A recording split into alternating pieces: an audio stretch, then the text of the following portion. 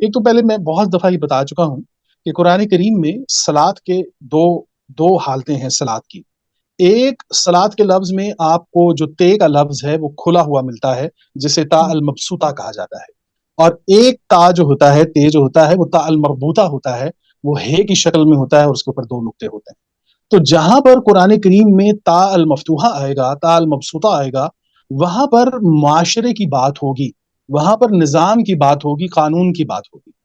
اچھا، ایسا نہیں ہوگا کہ اس قانون کی بات کے اندر نماز وہ جو تال مربوطہ والی ہے، کہ جہاں پر تا بند ہو جاتا ہے اس کے اوپر دو نقطے آتے ہیں، تو یہ وہ صلات ہوتی ہے جو حرکات کی صلات ہم قائم کرتے ہیں۔ جہاں پر وہ تا کو کھولتا ہے وہاں پر وہ نظام کی بات ہے۔ تو ایسا نہیں ہوتا کہ اس تا کھلے ہوئے تا کے اندر وہ حرکات کی صلات مفقود ہو جاتی ہے، نہیں، ایسا نہیں ہے، بلکہ وہ صلات قائم رہتی ہے تا المربوطہ والی۔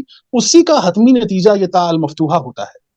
تو یاد رکھیے کہ جو تا المفتوحہ ہوتا ہے، مبسوطہ ہوتا ہے، جہاں پر تے کھلا ہوا آئے گا، یہ وہ نظام ہوگا جو اس صلات سے قائم شدہ ہوگا جو اللہ تعالیٰ نے حکم دیا ہے قرآن کریم کے اندر۔